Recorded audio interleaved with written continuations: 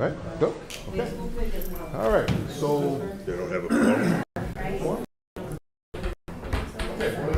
when they do, we can both start. So good evening, everyone, and thanks for joining us tonight.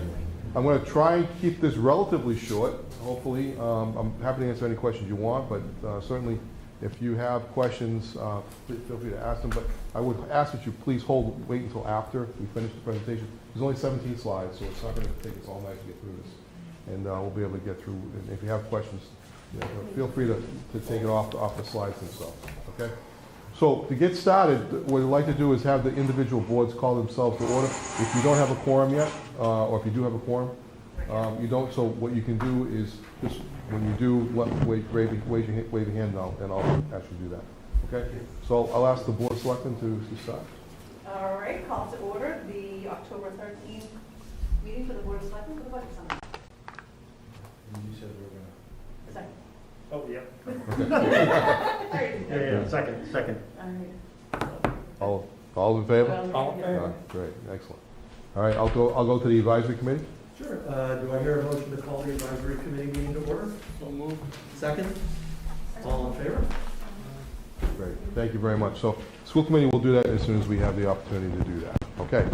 So, without further ado, I'm going to try and jump right into this because the information you have is in the handouts, and I'll try and roll through as quickly and summarize as quickly as I can.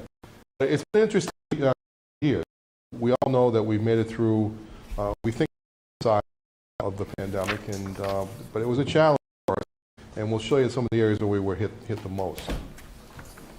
So the areas we're going to sort of do this in a look and sort of a look back as to how we closed out 21. Take a look at where we are today, and then look forward to see what we're looking at for 2023, and then we'll give you some perspective on what we think is a realistic budget strategy for 2023. So looking back at 2021, we had an extraordinary in terms of uncertainty for budgets, and a couple of things played into that. One is the fact we took in a lot of grant money during the past year, about $2.8 million in total, which was a big offset against a lot of our budgets themselves. That, coupled with the fact that a lot of folks couldn't spend their money for various reasons. There was a lot of people couldn't go travel anywhere. There was a lot of things where we didn't have situations like, for instance, in the police department, they didn't have a lot of overtime because folks didn't take vacations as much. If they did, they were able to cover each other pretty well. The one big line on that is the group insurance amount, and that was because we actually had two premium holidays during that period of time. One was taken in September of 2020, and another one was taken in June of 2021, which picked up actually effectively 2 fiscal years. What that meant was that we had a situation where where we had really a lot of people didn't go to doctors during that period of time, and they stayed out of the hospital, and even though there was a lot of sickness going on, it wasn't because people were going to the doctors for surgeries and optional surgeries, things of that nature. So it saved a lot of money. So actually the insurance company turned around and said, we're going to give that money back as premium to the cities and towns, which actually gave a holiday to both the cities and towns as well as the individual employees. So that was a win-win for all of us in that regard. I see that you now have a quorum, so I'll let the school committee call your meeting to order. I move to call the meeting to order. Okay. I second. All in favor? Aye. There we go. All right, Thank you. great, thank you. All right, excellent.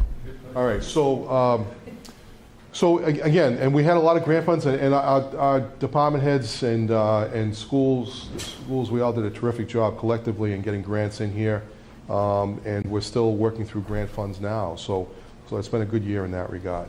So the $3 million that we were able to secure from the budgets, the closeout of the budgets, was actually a big player in the way we closed out for our free cash position, which we'll get into in a few minutes. Okay. The other thing, some of the hardest hit revenues were, of course, in local receipts. Property taxes, surprisingly, were actually higher than the average in terms of our collections. We normally collect at around the 98% level for property taxes. We actually collected almost 100%, 99.4% was collected in terms of our property taxes this past year. The local receipts was really the big hit. We only collected 92.1%. We weren't surprised by that because that's where local meals tax and hotel motel tax and the pilot from Gillette Stadium didn't come through, and we really anticipated that. So that really wasn't a surprise to us.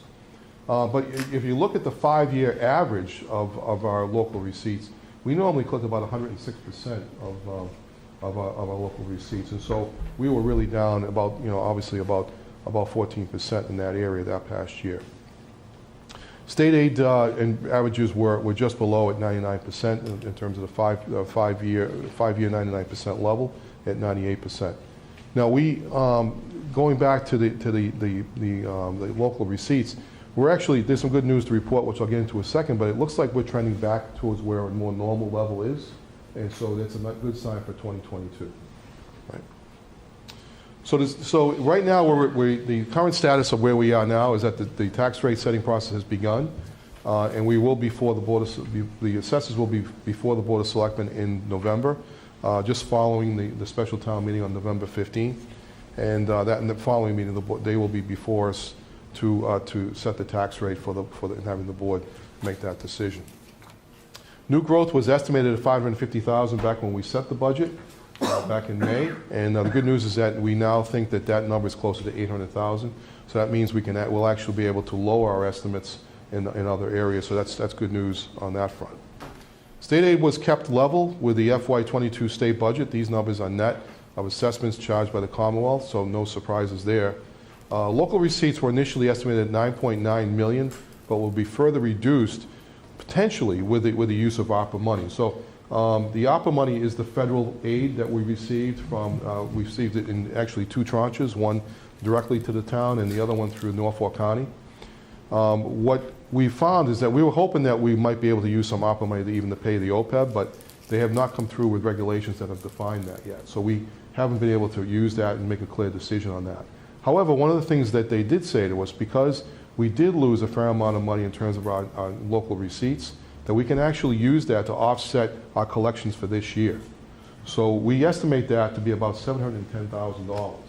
So our goal would be to potentially use that. It's a decision the Board of Selectmen has to make. So I don't want to preempt them on that, but it's something it's one strategy that they could invoke, which would allow us to then reduce our free cash, our local receipt estimates, which then would build our free cash position going into FY23. All right, so if everybody understands that, what would mean is that if we have an estimate for, say, 9.9 million, that means if we actually estimate at 9.2 million, and it actually comes in at 10.9 million, that additional money falls into free cash at the end of the fiscal year. Okay? Question? So on the second line, what is its new growth? So new growth is any new developments that occur in the town that's over and above what has been on the books so far. So any new houses, any new construction, any commercial construction, that gets added into the new growth estimate. Okay. All right. So we'll go on to the next one and just we'll come back to some things later on.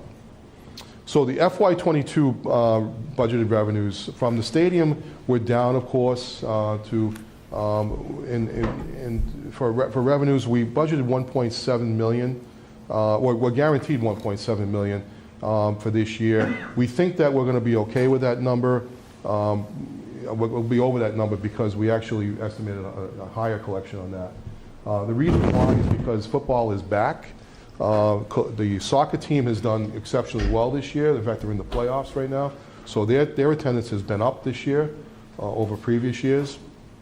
And then even our hotel motel tax is up, which is interesting. Even the Brady game was helpful to us because they were charging extra money for those rooms at Gillette Stadium in and around the area because people were paying a premium to go to that game. So that will help us. And a lot of people went out to dinner during that period of time. So that's all additional revenue to the town during events like that. It's interesting to point out that we've collected about 50% of the entire fiscal year in 2021 in just the first quarter for hotel, motel, and meals tax. So that's a really good sign. That means we're coming back in a robust way, which means we'll be in a better position to handle our revenues for the estimate for the entire year. Revenues such as motor vehicle excise are more seasonal. You'll see that, you won't see those revenues till March. The bills go out in February. The biggest chunk of change comes in in March. Even the stadium revenues, we get paid usually around April, May, when we see the big payment gets made to us. So some of those are delayed. So you see the local receipts are lagging behind 12.2%, but most of that is basically on a seasonal revenue distribution. Property tax and state aid revenues remain strong, so we don't anticipate any issues there. So you can see that our state aid has come in at just about a quarter, 25%, which is we just finished the June 30th. September 30th rather, and then property taxes are at 26.6, which is actually a little bit ahead of schedule, which is good to see that as well. Yeah. Bill, so obviously 2021 was a bust, right, from a tax collection, local receipts perspective. Just local receipts, right? Right. So I know it says 50% up in 2021. I'd be interested to see the comparison to 2020 when we had some impact from COVID, but we hadn't got the full brunt of it yet. So how 2022 looks to 2020 might be an interesting. So 2020 was actually at this time of year actually was 2019 at that point. Mm-hmm. All right, so we were probably doing just as we do it with a normal year. So it would have been probably either about the same or just a little bit below what we collected in 2020. We can go back and check that. But without even looking at it, that's where it was. On par? Yeah, it's on par with it. Yeah, 'cause that was my exact question, Yeah. because, Yeah. well, because not only, I mean, I know we had, locally people were ordering out and doing stuff like that, but as far as the hotels were closed. Right. You know, Right. and no weddings, that's Right. lots of meals tax and stuff, so Right. I'd be curious to see, I mean, it's nice to see that, we all know they're coming Right. back as they're open, but really nice to see what the number was the year prior. to And COVID. so it would have to go back to 2019 to make that determination in order to do that. Right. I think answering that question is in your recap sheets, but basically 19 and 18 were about 11.4 and 11.6 million Right. in local receipts. Yeah, So you're down about $1 million from those from those years. historical years. Right. Yeah. So yeah, so that's a good indicator. So Okay, John, Bill? he's actually that's the backup in the backup Second revenue line. model Yeah, it's actually in there. So thanks, Bill. That's saved me looking at it. All right. So yeah. Okay. So departments continue to curb their spending and take advantage of the grants available to offset expenses. You can see that the expenses are either at or below. A couple outliers is that debt service payments are made towards the beginning of the fiscal year, and also insurance payments. We actually pay a lot of our insurance up front because we get a discount for doing it that way, and so it actually those accounts are probably spent higher normally than you see the others, which should be at this time about 25%. And the other ones, public safety, just a little bit ahead, but not significantly ahead for us to be concerned. I would say that the insurance and the other accounts, the remaining amounts are monthly based upon the health insurance accounts. So you'll see that will continue to add to that 56% account, but that's mostly what's left to be paid out of that in the insurance and other accounts. All right. So in terms of general fund revenues, for the forecast for 2023, the summary above presents all the general fund revenues to use for 2023. And that's property tax, state aid, local receipts, indirects, and the subtotal for that is up about 3.175 million, about 4.3%. The available funds, we don't plan to use as much of our available funds in FY23 at this point. Obviously, we're looking 18, 19, 20 months out in terms of that process, so we're really taking a very conservative look at this point. But the gross general fund revenues is up about almost $3 million to $2,932,451, up about 3.72%. In terms of property tax levy, this is a fairly simple process. The property tax revenues are projected to increase in FY23 by 3.78%. That includes the statutory increase in the tax levy. allowed under 2.5, plus 900,000 free cash estimate. Those two numbers get new growth rather. New growth gets added to that into the 2.5 estimate, and that's where you end up with your total levy capacity. So about 3.78%, and nets out to be 2.117 million of new revenue that we anticipate for FY23.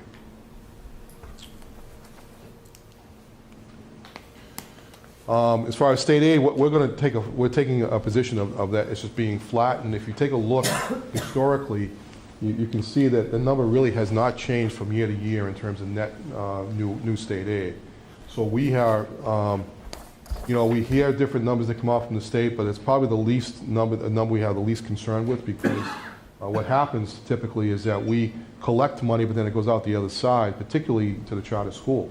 We take a real hit on the charter school expenses every single year, and when that happens, more often than not, we end up with either a very minimal net gain, or more often than not, a net loss in terms of state aid.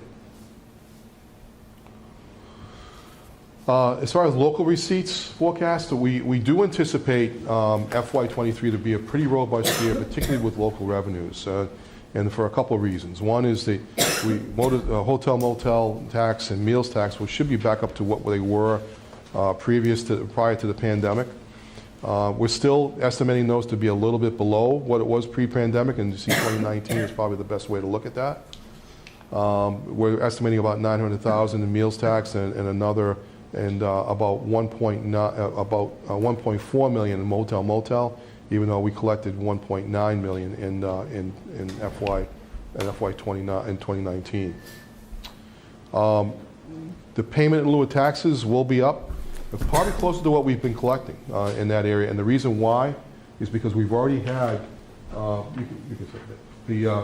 The reason why is because we've already had. Actually, the chairman and I, Leah Gibson, and I met with the Kraft Group representatives this past week, and they indicated that they already have potentially booked about 8 concerts for FY23.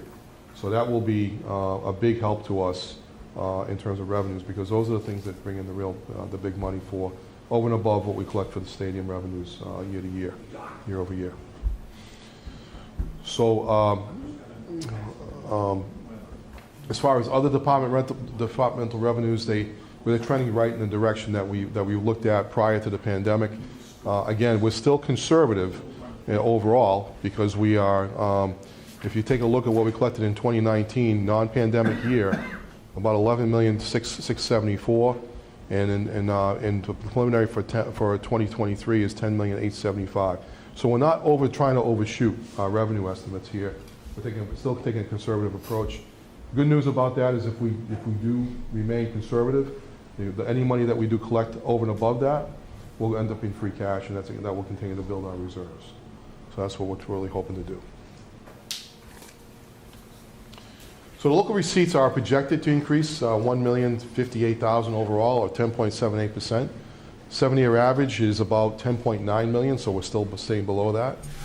Given the pandemic, we are still estimating meals, hotel, and motel conservatively. The numbers can change prior to Springtown meeting, and so we'll continue to monitor those, and we always do make adjustments as we go through it. This is the really, really early estimate of where we are. This is really just a crystal ball look at this point in time. But we're including the meals tax estimate in this estimation in this section for budgetary purposes, and a portion of the local option taxes are dedicated to funding annual OPEB contribution and road improvements. And by the way, in FY23, this is important for everybody to remember, is that we are planning on making the OPEB payment as scheduled, as we did in fiscal 21. I'm sorry, in fiscal 20, 21 and 22 will be paid. 21 will be paid in November, if it's approved by town meeting, and 22 could be paid as early as spring of next year. But if not, we could do it as early as next fall. But we would have already approved the payment process for FY23 at that point if we do that. All right, so we'll be back on track for FY23. Something I mentioned the other night, some of you may or may not be aware of, is that despite the fact that we were behind in our payment for this fiscal year, we're if even with our payment this year, in addition to the payment we make for next year, we're already still $2.8 million ahead of what we would have done otherwise because due to our investment income. So we're actually due for another actuarial evaluation of the OPEB situation, and we should have that in the spring of this year. Maybe Next year. So we may be a little earlier if they come back soon enough. But that will give us a good indication of where we are, and hoping that, you know, if things go as planned, that we might be able to actually lower the payoff time for that. Even when we're looking back at the financial policies, it said that we were paid off in 2038.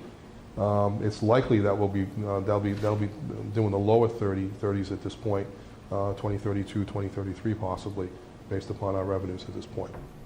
So for clarity, Bill, we Yep. missed, we're basically, when we say caught up, we've Yep. made the equivalent of one payment per year. Once we pay 2022, 2021 and 2022 will be caught up. meaning we haven't missed any No. payment years. Yeah, we have not missed any payments. And okay. that's really important for people to know that. We've used the meals tax money to pay that. So there was that question what came at town meeting. I want to be clear about that. We've used the meals tax money, but the reality of that is that we only used about half of it because we had to use free cash for the remaining amount. Because and what happens is the meals tax flowed into free cash at the end of the year. So the whole thing will be a free cash payment, but half of that will be actually meals tax money. All right, everybody clear on that? Right. Okay. I have two quick questions of the forecast for local receipts. I thought at one point, did we always, I thought we only budgeted the minimum for the stadium in the lieu of taxes, and then No. we never No, you- just budgeted the minimum? No, we think it's gonna, what we do is we budget the whole thing because that it's only based on local receipts, so it's a whole local receipt account, Okay. okay? So, All right, and the other one is, it looks like we stayed maybe with the motor vehicle. Just so happens I had to have some work done on my car. My mechanic said that the issue with getting parts and the new vehicles and stuff, he thinks we're gonna be seeing that for another 18 months. So Yeah. I don't know if I'd be that quick to think that some of this stuff is gonna jump back that quickly. You know, a lot of that's unknown. He just said that, you know, and it looks like now even people aren't buying new cars because they're not producing what they used to be, so I would just be a little wary on some of that stuff jumping back as quick as we think. So effectively what that means, Stephanie, is that if in fact we are a little bit low in one area, we might be higher in the next, and as a result, it'll be an offset against each other. Okay. So again, this is only an estimate, Yeah. and I understand exactly what you're saying, Yeah. that the fact that that's been a little bit of a concern of mine, that people are buying new vehicles, but maybe not the same pace they were before because they Yeah. can't get them. That's the Yeah. issue. Well, and I think even so people are either sticking with their vehicles or they're buying used, you know, I mean, I guess my point is the value of the vehicles, if they're used, not new, are gonna be less, which would not, I mean, obviously, the most Mostly, tax we're the getting newest is- ones are the most valuable. The big yeah. hit, yeah. Right, are the newest ones, right, so. Okay, moving on to the general funds, or available funds forecast. We're looking at, we're actually going to potentially use less in terms of the ambulance fund this year. Looking to use less, about $100,000 less.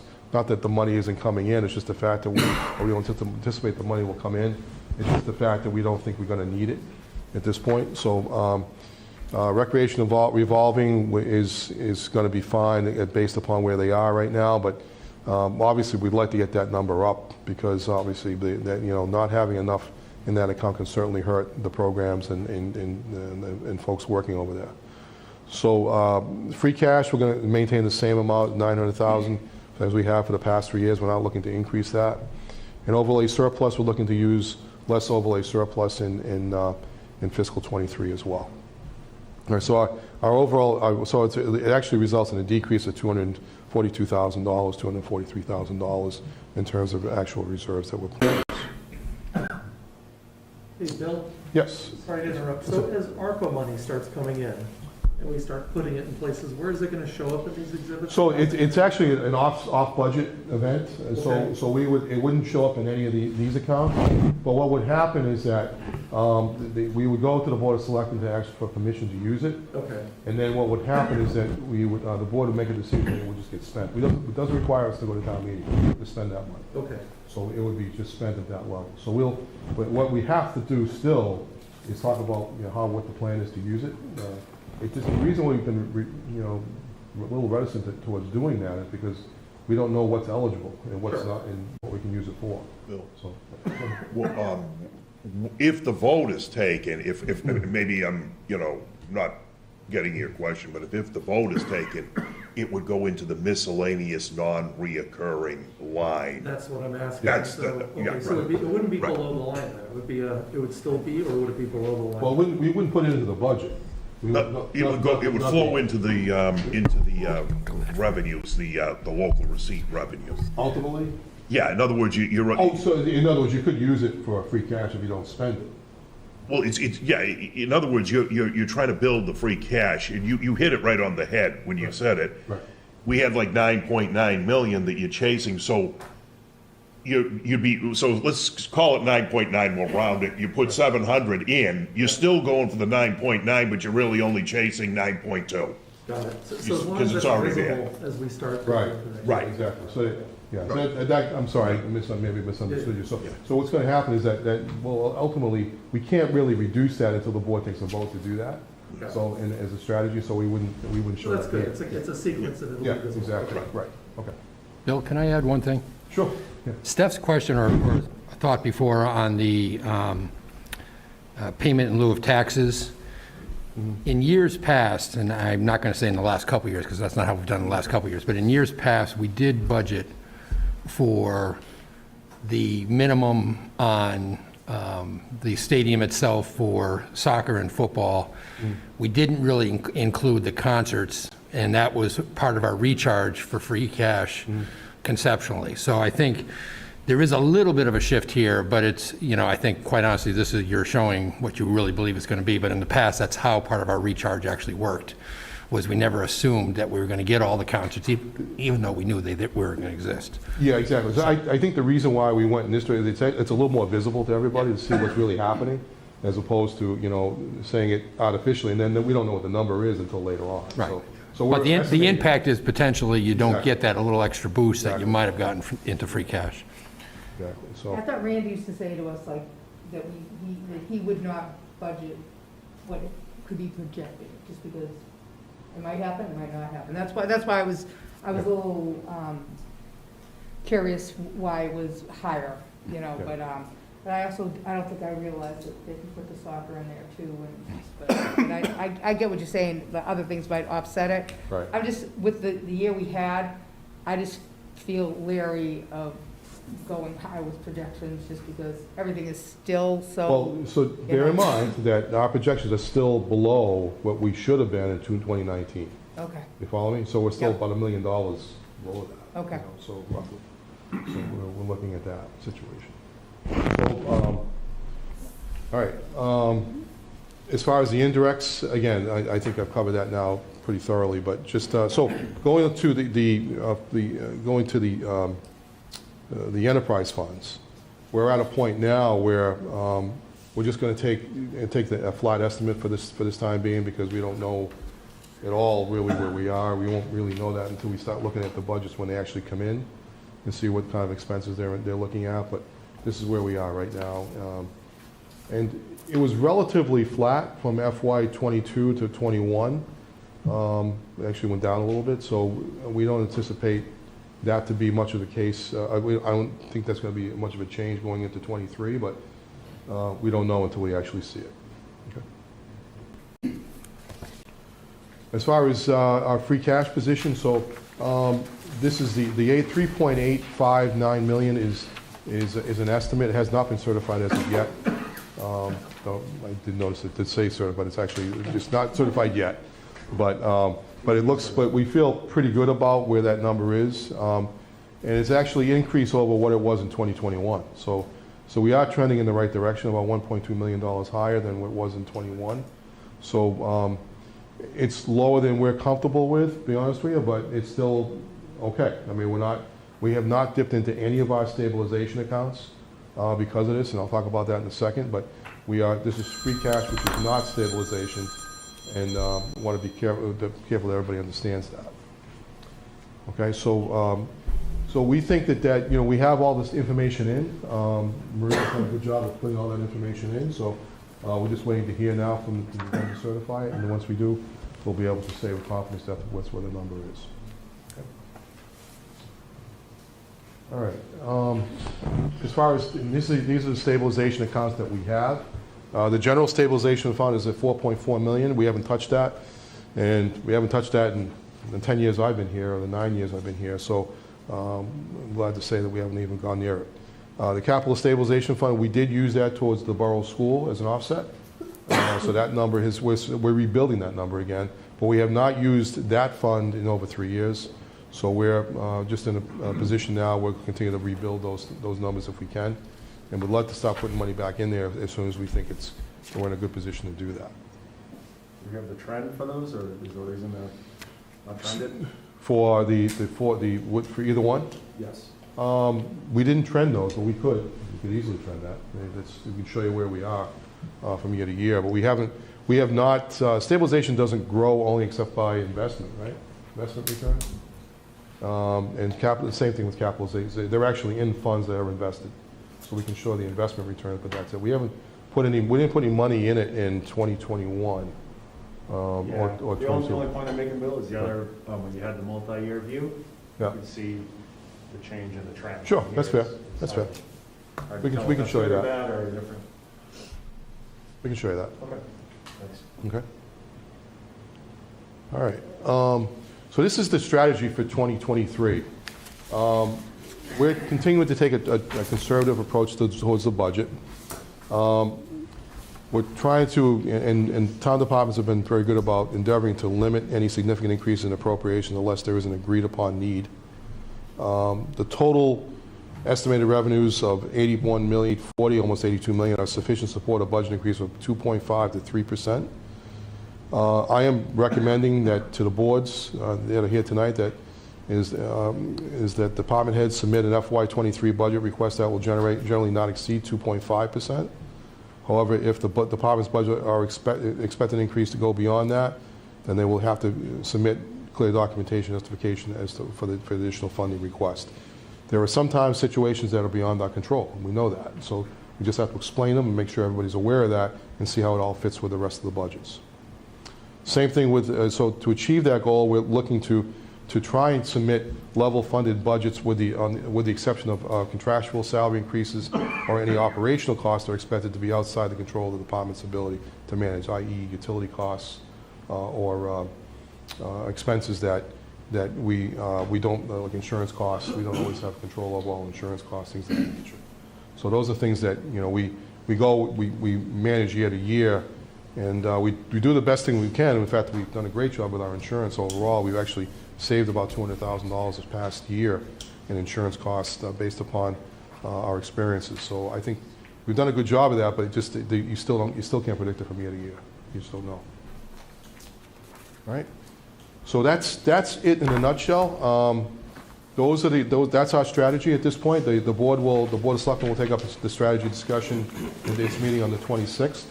So, but for now, I'm certainly happy to answer any questions that people may have. So one concern I have is on the free cash side of things. If it wasn't for the $3 million turn back by all the budgets, we'd be looking at an $800,000 number there.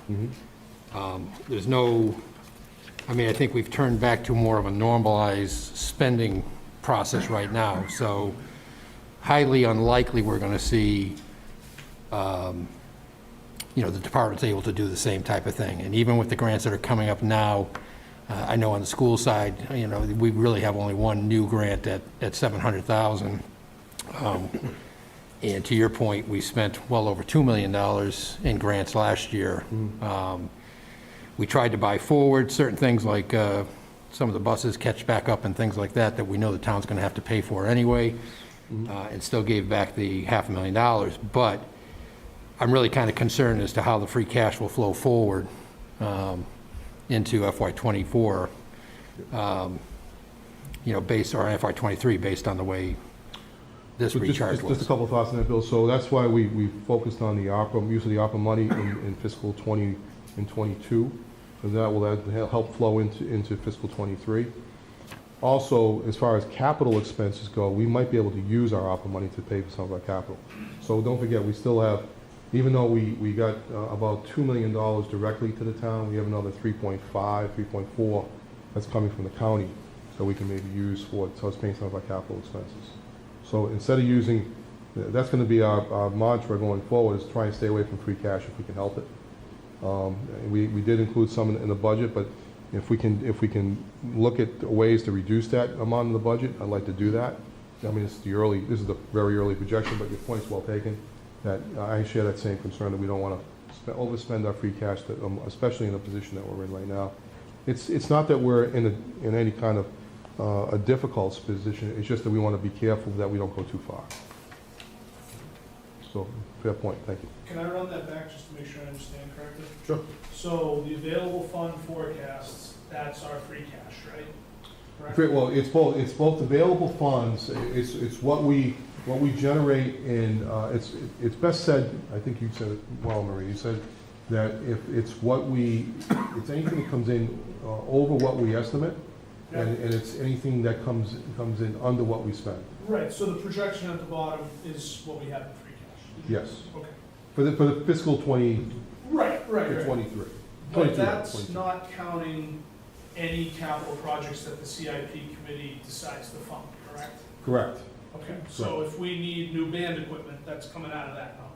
Or, Or the Or whatever, yeah, yeah, yeah. but that's coming out of that number. right, exactly. Yeah, and we would not, that's why I'm trying to stay away from free cash for that reason. I'm all for it, don't get me wrong, I just wanted to check. So we're on the same wavelength on that, because I just think it's, we can use we want to be able to spend the federal money, but we want to make sure that we spend it so we're able to maintain what we have in our free cash reserves.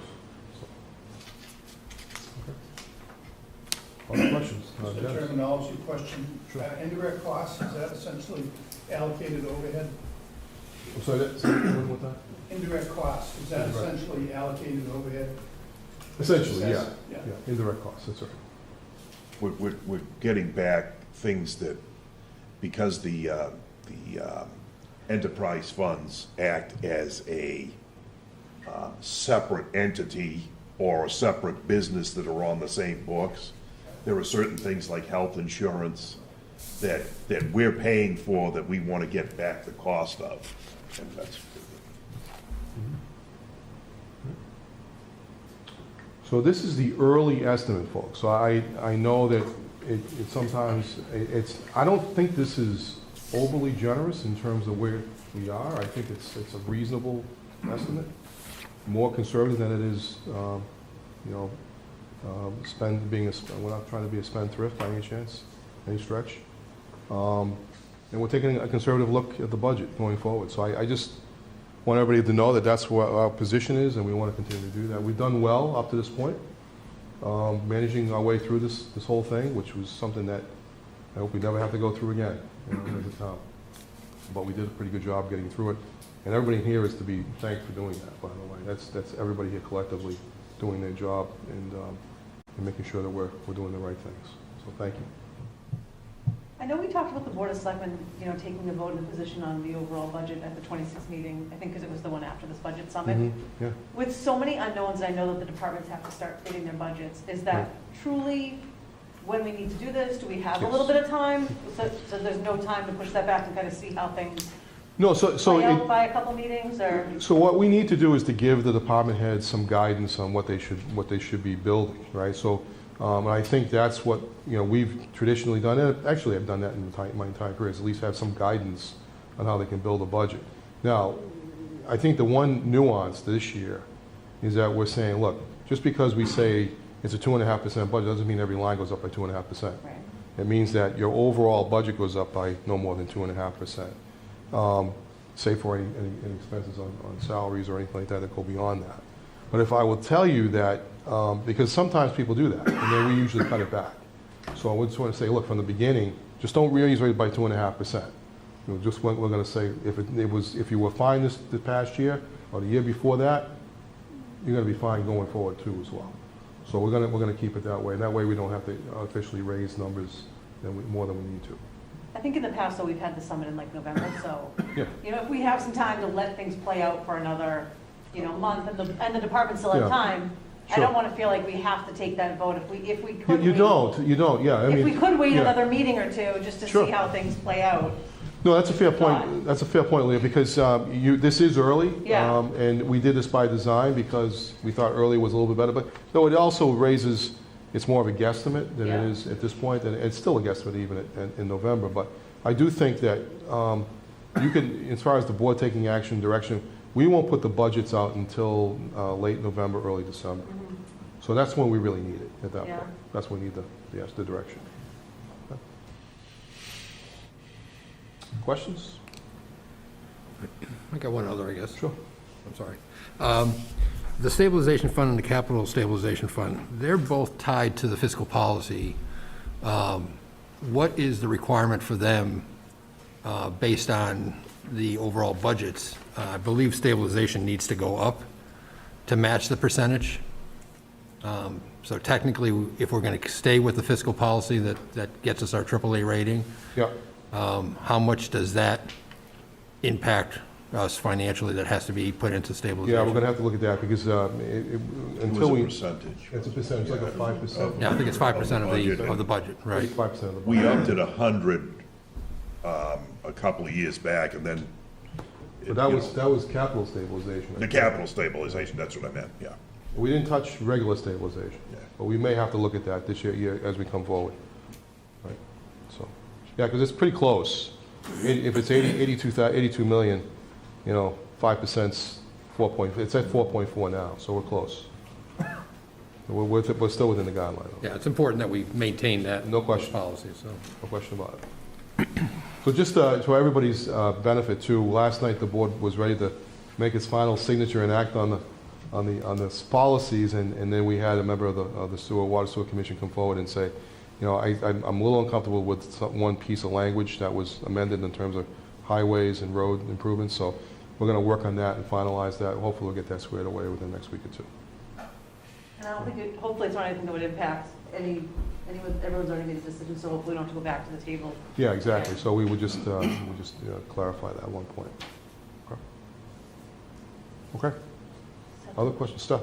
Yep, so I just wanted to comment, I appreciate the handling of the pilot program, the payment in lieu of taxes for the stadium, and that we're building into the plan what we're expecting with concerts and other things. So I know in past years, we've used a budgeting approach where we would try to find pockets of money that we might budget a certain way in order to generate free cash. So I appreciate George and Marie, the way they're building this out, and that they're actually focusing on what we expect. And so that's a focus on transparency and being clear and explicit about what we're actually expecting. And I think that's probably what voters and residents expect. So I would like us to continue with that sort of approach in mind as we move into the 2022 budget planning season.